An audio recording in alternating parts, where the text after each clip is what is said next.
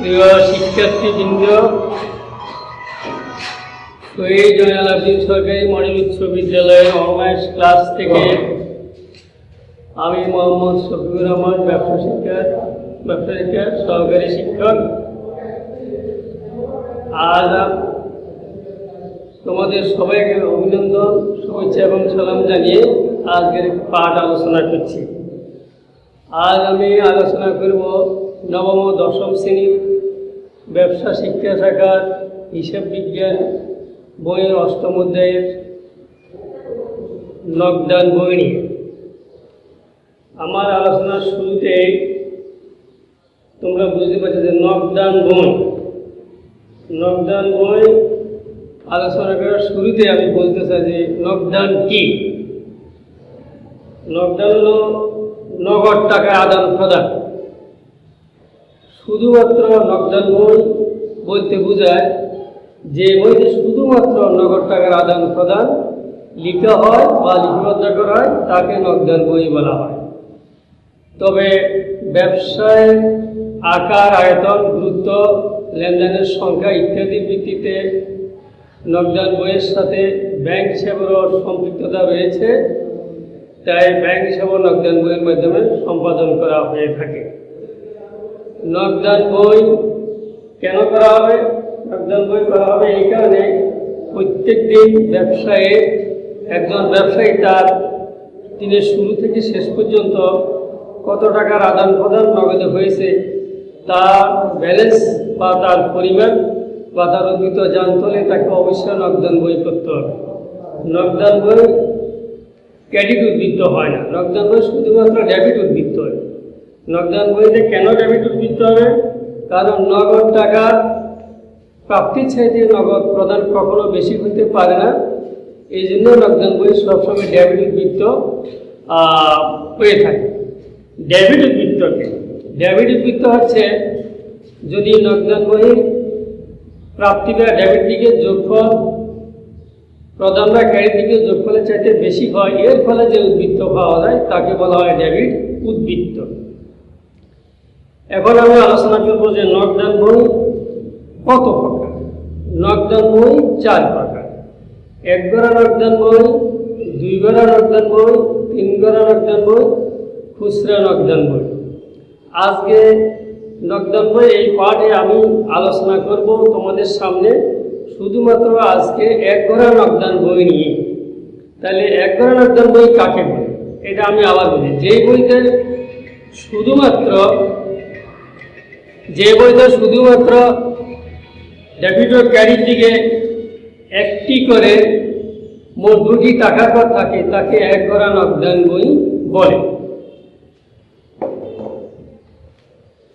তাহলে তোমরা যে যেখানে থাকো না কেন আমাদের এই অনলাইন ক্লাসে যদি যদি তোমরা এটা অনুধাবন করার চেষ্টা করো, বোঝার চেষ্টা করো, দেখে থাকো, তাহলে অতি সহজে আজকের 1 গড়া নকদান বই কি, এটা কিভাবে করতে হয় এটা তোমরা সহজে বুঝতে পারবে। তাহলে আমি আবার বলছি, নকদান বই কাকে বলে? যে বইতে শুধুমাত্র নগদ টাকার আদান প্রদান লিখা হয় তাকে 1 গড়া নকদান বই বলে। নকদান বই 4 প্রকার: 1 গড়া নকদান বই, 2 গড়া নকদান বই, 3 গড়া নকদান বই এবং খুচরা নকদান বই। আমি তোমাদের সামনে এই অনলাইন ক্লাসে যেটা আলোচনা করতে চাই সেটা হচ্ছে আজকে প্রথম যেটা, সেটা 1 গড়া নকদান বইয়ে আলোচনা করব। তাহলে তোমরা সবাই বোর্ডের দিকে লক্ষ্য করো, অতি সহজে নকদান বই হিসাবটা বুঝতে পারো। এর লিখার পূর্বে আবারও বলতে চাই যে 1 গড়া নকদান বই কাকে?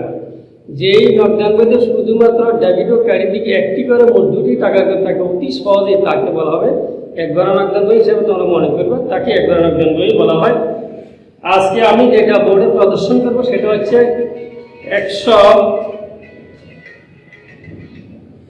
107 পৃষ্ঠার একটি কাজ নিয়ে আলোচনা করব। কাজটা হচ্ছে কি, আবু তালেব সরকার নগদ 20,000 টাকা নিয়ে 2017 সালের 1 জুন তালেব এন্টারপ্রাইজ নামে ব্যবসা শুরু করেন। উক্ত মাসে তার ব্যবসায় লেনদেন সমূহ নিম্ন। তাহলে আমরা বোর্ডে লিখছি আবু তালেব সরকার 1 গড়া নকদান বই সব হচ্ছে ডেবিট, প্রথমে বাম দিকে হবে ডেবিট দিক, ডান দিকে হবে ক্রেডিট দিক। এরপরে প্রথমে এটাকে আমরা কৃষকে করা হয়েছে। প্রথমে বাম দিকে মাঝখান বরাবর বাম দিকে থাকবে 1 2 3 4 5টি ঘর এবং ডান দিকেও থাকবে 5টি ঘর। তাহলে যে লেনদেন দ্বারা নগদ টাকার প্রাপ্তি ঘটে বা আমরা নগদ টাকা পেয়েছি বলে মনে করব, সেটা নগদ বইয়ের প্রাপ্তির দিকে বা ডেবিট দিকে আসবে। আর যে লেনদেনের ফলে আমাদের নগদ টাকা চলে গেছে মনে হয় অথবা খরচ হয়েছে অথবা কমে গেছে, তাহলে এটা লিখতে হবে আমরা নগদ বইয়ের ক্রেডিট দিকে। তাহলে আমরা প্রথমে দেখি যে আবু তালেব সরকার নগদ 20,000 টাকা দিয়ে 2017 সালে 1 জুন তালেব এন্টারপ্রাইজ নামে ব্যবসা শুরু করলেন। উক্ত মাসে তার ব্যবসায় লেনদেন সমূহ নিম্ন। তাহলে 2017 জুন 1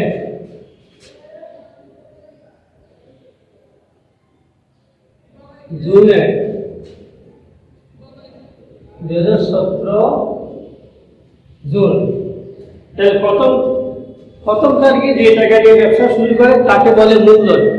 আমি এর আগের ক্লাসে তোমাদের সাথে বলেছি যে মূলধনটা কি বা ফার্মিং মূলধন কি। ব্যবসা শুরু করার কালীন সর্বপ্রথম একজন ব্যবসায়ী তার নিজস্ব তহবিল থেকে অথবা ঋণ করা তহবিল থেকে যদি যে টাকা দিয়ে ব্যবসা শুরু করবে, বিশেষ করে তার ব্যক্তিগত তহবিল থেকে যে টাকা দিয়ে ব্যবসা শুরু করবে, সেটাই হচ্ছে মূলধন। তাহলে এখানে আছে যে জুন মাসের 1 তারিখে 20,000 টাকা দিয়ে তিনি ব্যবসা শুরু করছেন। তাহলে আমরা এটাকে লিখবো মূলধন হিসাবে। জুন 1 মূলধন হিসাবে। প্রথমে আমাদের ব্যবসায় প্রাপ্তি দিয়ে লেখা হবে 20,000 টাকা। 20,000 টাকা। তারপরে জুন 1 তারিখে আছে আমরা আসবাবপত্র ক্রয়। আসবাবপত্র ক্রয় করলে তোমরা নিশ্চয়ই বুঝছো যে ক্রয় করলে খরচ হয়। তোমরা বাজার থেকে যে জিনিসটাই খরিদ করো, বই কিনো, কলম কিনো, ক্রয় করো, খাতা ক্রয় করো, যাই ক্রয় করো, চাল ডাল নিত্য প্রয়োজনীয় যেটাই তোমরা বাজার থেকে ক্রয় বা খরিদ করবে তখন টাকা খরচ হবে। তাহলে খরচ হলে ক্রেডিট দিকে লিখতে হবে। এখানে আমরা টাকা খরচ হয়েছে আসবাবপত্র হিসেবে।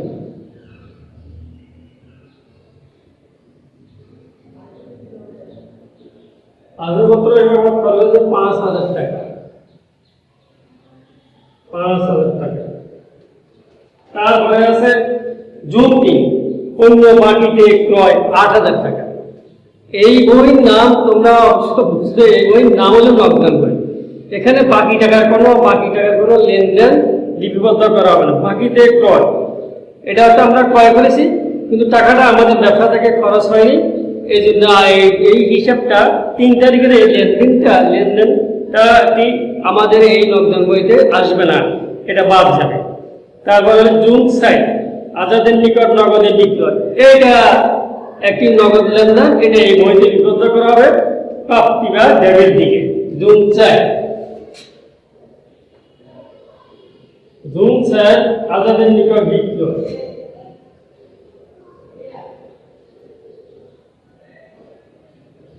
বিক্রয় হিসাব আজাদের নিকট বিক্রয় হিসাব 6,000 টাকা। 6,000 টাকা। জুন 7 নগদে ক্রয়। এই লেনদেনটি নগদে ক্রয় করা আছে, তার মানে এখান থেকে ব্যবসায় তহবিল বা ক্যাশ থেকে টাকা চলে গেছে, খরচ হয়েছে, এই জন্য এটা লিখতে হবে ক্রেডিট দিকে বা বাম ডান দিকে। জুন 7 ক্রয়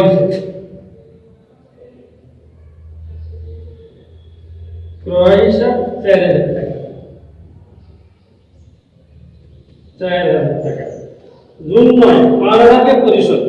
পাওনাদারকে পরিশোধ বলতে আমরা বুঝি পাওনাদার কে বা কারা, কাকে আমরা পাওনাদার বলবো। পাওনাদার হচ্ছে যারা আমাদের ব্যবসা প্রতিষ্ঠানের নিকট টাকা পাওনা আছে তাদেরকে বলা হবে পাওনাদার। এটা হলো দায়। পাওনাদারকে যখন কোনো নগদ টাকা পরিশোধ করা হয় তখন ব্যবসায়ী নগদ তহবিলের পরিমাণ হ্রাস পায় বা কমে যায়। তাহলে আমরা এটা দেখবো পাওনাদার হিসাব।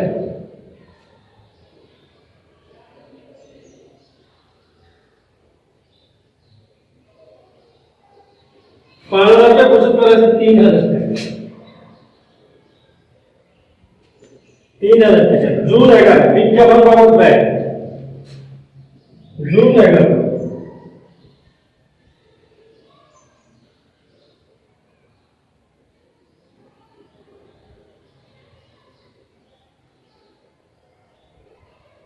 বিজ্ঞাপন হিসাব, বিজ্ঞাপন 2000 টাকা। প্রিয় শিক্ষার্থী, তোমরা বিজ্ঞাপনটা কি? বিজ্ঞাপনটা হচ্ছে ব্যবসার প্রচারের জন্য যে খরচ করে তাকে বলা হয় বিজ্ঞাপন। 16 মনির লেখক, 16 মনির লেখক, মনির হিসাব, মনির হিসাব 500 টাকা। এটার ফল আমাদের 9 টাকা চলে গেছে। 26 তারিখ,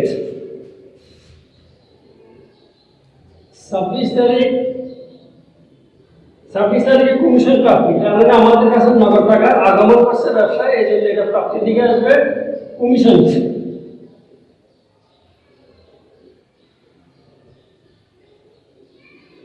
কমিশন হিসাব 1000 টাকা। এবং সর্বশেষ তারিখ 28। বিক্রয়,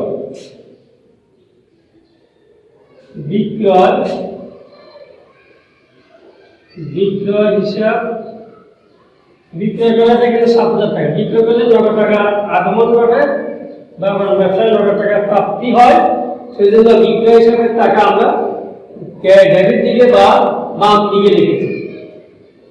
এবার আমি তোমাদেরকে আবার আরেকটু ভালো করে বুঝিয়ে দিতে চাই। প্রিয় শিক্ষার্থীবৃন্দ, তোমরা যে যেখানে আছো মনোযোগ সহ যদি আমার কথাগুলো শুনো, এটা তোমাদের অবশ্যই উপকার হবে। এটা একেবারে লাইভ ক্লাসের মতোই হবে। তোমরা দেখো যে এটা এই হিসাবটা হচ্ছে 1 গড়া নকদান বই। 1 গড়া নকদান বই কি? যে বইতে শুধুমাত্র ডেবিট এবং ক্রেডিট দিকে একটি করে মোট 2টি টাকা করে থাকবে, তোমরা বুঝতে হবে এটা হচ্ছে 1 গড়া নকদান বই। এবার যে এইটার একটি হলো এক সাইড, বাম সাইড হলো ডেবিট বা প্রাপ্তি, ডান সাইড হলো প্রদান বা খরচ। বাম দিকে বা ডেবিট দিকে যে লেনদেনগুলি আসবে, যে লেনদেনের ফলে শুধুমাত্র ব্যবসায় 9 টাকা আসবে, সেটাই আসবে বাম দিকে বা ডেবিট দিকে। আমরা দেখছি আবু তালেব সরকার 2000 টাকায় ব্যবসা শুরু করছেন। ব্যবসা শুরু করার প্রথম তারিখের এই লেনদেনটা মূলধন হিসাবে দেখাতে হবে, কারণ যেটা প্রথম তারিখে যে টাকা নিয়ে ব্যবসা শুরু করবে সেটা হবে মূলধন। এটাকে লিখতে হবে মূলধন হিসাব। আমরা মূলধন হিসাব জুন মাসে এখানে লিখছি 20,000 টাকা। তারপর মূল আসবে 6500 টাকা। ক্রয় করলে খরচ হয়, ব্যবসায় 9 টাকা হ্রাস পায় বা কমে যায়, এই জন্য ক্রয় হিসাবটা আমরা লিখছি ক্রেডিট দিকে, আগমন হিসাব 5000 টাকা। তারপর 3 তারিখে পণ্য বাকিতে ক্রয় 8000 টাকা। বাকিতে ক্রয় করলে এই লেনদেনটা এখানে 9 টাকার কোনো সম্পর্ক নাই, বিদায় এই লেনদেনটি এই 1 গড়া নকদান বইতে লিপিবদ্ধ করা হবে না। 4 আজাদের নিকট নগদ বিক্রয়। নগদ বিক্রয় করলে ব্যবসায় 9 টাকার আগমন ঘটে, সেজন্য আমরা এটাকে ডেবিট দিকে বা বাম দিকে লিখছি জুন 4 বিক্রয় হিসাব 6000 টাকা।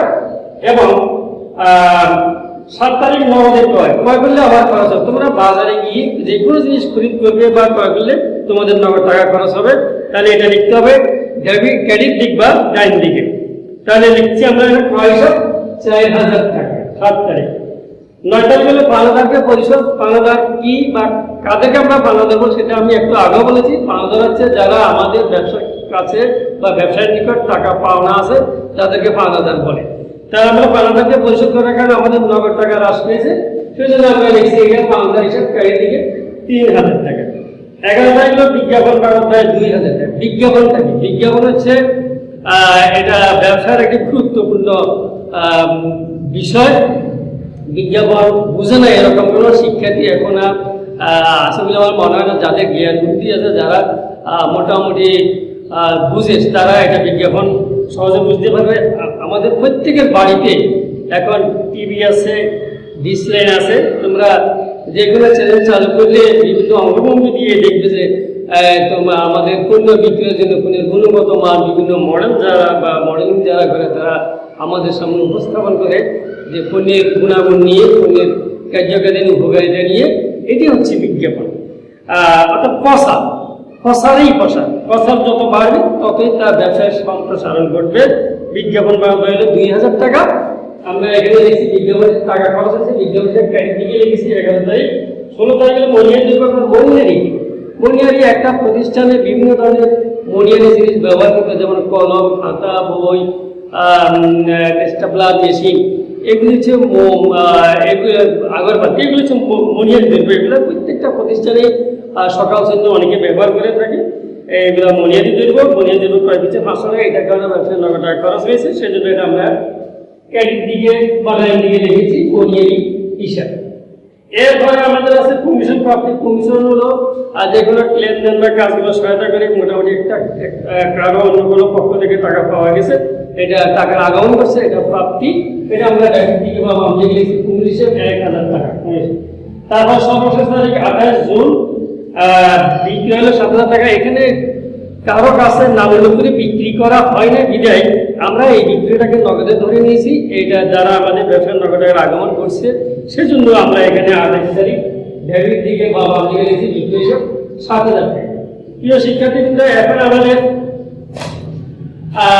ডেবিট দিকে যে এখন নগদ করে ডেবিট দিকে আছে 4টি লেনদেনের মাধ্যমে টাকার আগমন করছে এবং ক্রেডিট দিকে 5টা লেনদেন বিগত করেছে, এটা দ্বারা টাকা খরচ হচ্ছে। তাহলে আমি আগেই বলছি যে নগদান বই সবসময় ডেবিট উদ্বৃত্ত হবে। কেন হবে? কারণ নগদ প্রাপ্তির চেয়ে নগদ খরচ প্রদান কখনো বেশি হতে পারে না এবং তাহলে সেটা নগদান বই হবে না। সেই জন্য নগদান বই সবসময় ডেবিট নগদ দিকে টাকা নগদ প্রাপ্তির পরিমাণ বেশি হবে, আর প্রদান খরচ দিকে নগদ খরচের পরিমাণ একটু কম হবে। তাহলে আমরা এই হিসাবে এখন করতে, যেহেতু এটা ডেবিট উদ্বৃত্ত হবে, আমরা প্রথমে খরচ যোগ করতে হবে ডেবিট।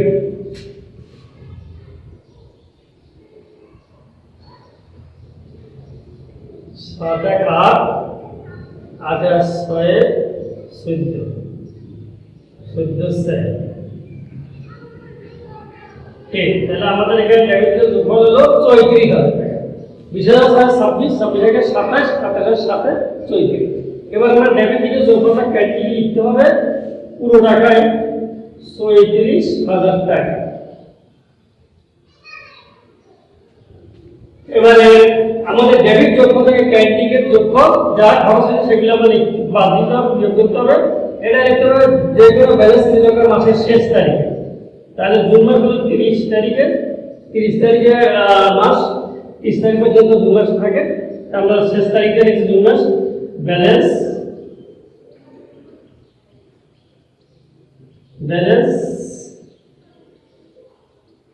C/D। এবার আমরা বিয়োগ করি, বিয়োগ করলে আমাদের হবে কত?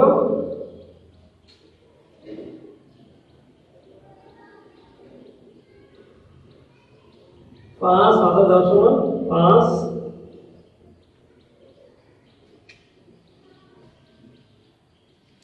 এখানে 5000 6000 3000 5 3 9 9 3 12 13 14 14,000 থেকে গেলে থাকবে 20,000। এখানে আরো আছে 519,500। তাহলে বিয়োগফল হবে 19,500।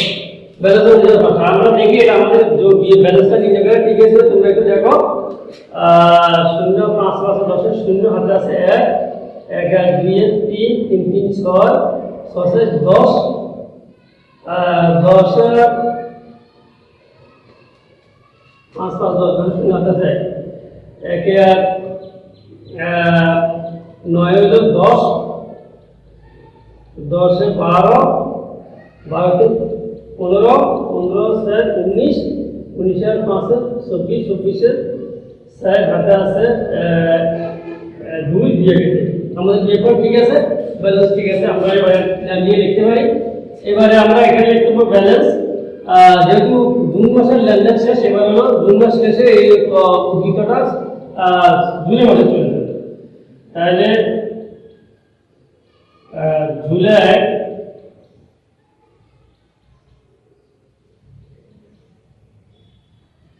জুলাই